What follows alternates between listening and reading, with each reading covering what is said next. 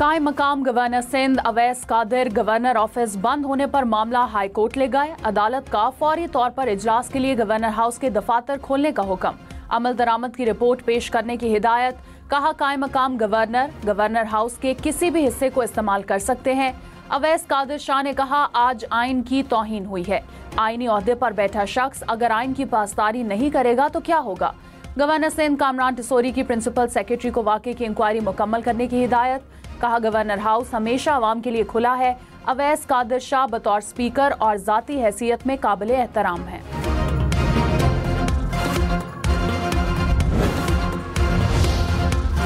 तर्जुमान governor house ने दफ्तर बंद होने के मामले पर वजाहत कर दी। कहा कायम मकाम गवर्नर सिंध अवैस कादिर शाह को सूरत हाल के हवाले से गलत फहमी हुई। इजलास में शिरकत के लिए सेक्रेटरी दाखिला, IG सिंध समेत दीगर अफसरान कॉन्फ्रेंस रूम में मौजूद थे। कायम मकाम गवर्नर के लिए मखसूस दफ्तर पेशगी तौर पर तैयार था। अगर मरकजी दफ्तर इस्तेमाल करना मकसूद था तो बर वक्त आगाह किया जाता तो इंतजाम कर दिया जाता। फील्ड मार्शल सैयद आसिम मुनीर ने कहा पाकिस्तान इलाकाई कशीदगी को कम करने में फाल किरदार अदा करता रहेगा। मसाइल के हल के लिए बातचीत, सफारतकारी और बैनुल अक़वामी कानून की पासदारी की जरूरत है। पाकिस्तान हमेशा आलमी दहशतगर्दी के खिलाफ जंग में पहली सफ में खड़ा रहा। फील्ड मार्शल की वाशिंगटन में सीनियर स्कॉलर्स, पॉलिसी माहिरीन और बैनुल अक़वामी मीडिया के नुमाइंदों से मुलाकात। ISPR के मुताबिक फील्ड मार्शल ने खित्ते में अमन इस्तेहकाम के लिए पाकिस्तान के गैर मुतज़लज़ल अज़्म को दोहराया। इलाकाई और आलमी तनाज़ात पर पाकिस्तान के मुतवाज़िन नुक्ता नज़र की तफसील से वजाहत की। पाक अमरीका दरीना शराकतदारी का भी जायजा लिया गया।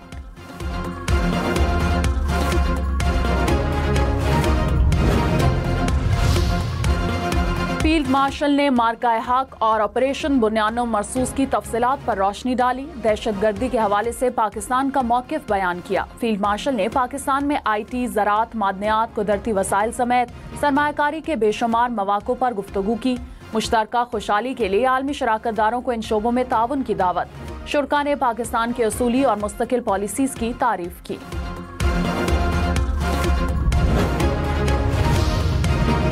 अमरीका का ईरान इसराइल जंग में फौरी शामिल न होने का इशारा। सदर ट्रंप 2 हफ्ते में ईरान इसराइल जंग में शामिल होने या न होने का फैसला करेंगे।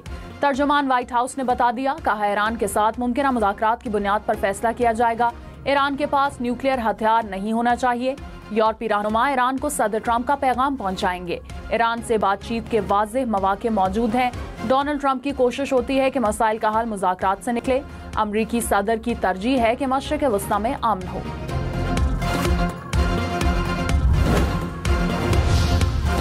ईरानी वज़ीर ख़ारजा अब्बास अराग़ची ने अमरीका के साथ मुज़ाकरात का इम्कान मुस्तरद कर दिया। कहा हम अमरीका के साथ बातचीत नहीं करेंगे क्योंकि अमरीका ईरान के खिलाफ इसराइली जराइम का शराकतदार है। जब तक इसराइली जारहियत बंद नहीं होती अमरीका के साथ मुज़ाकरात की कोई गुंजाइश नहीं। ईरान की इसराइल के खिलाफ मुज़ाहमत देखकर दीगर ममालिक अपने आप को इसराइली जारहियत से दूर कर लेंगे।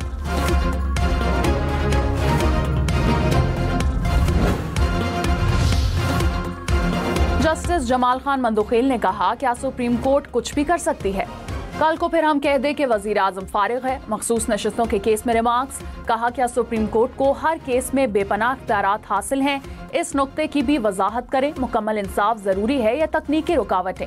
जस्टिस अली बाकर नजफी ने कहा मुकम्मल इंसाफ के इख्तियार के लिए आर्टिकल 184(3) जरूरी है या नहीं। क्या दरख्वास्त के बगैर भी मुकम्मल इंसाफ किया जा सकता है।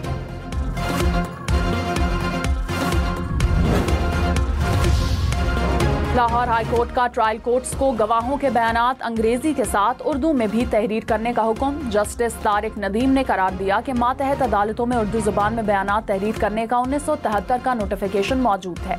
पंजाब की मातहत अदालतों में आज तक उर्दू जुबान से मुतालिक नोटिफिकेशन पर अमल नहीं हुआ। अदालत ने रजिस्ट्रार को अदालती फैसले की कॉपी तमाम जजेस और वजारत कानून व इंसाफ को भिजवाने की हिदायत कर दी।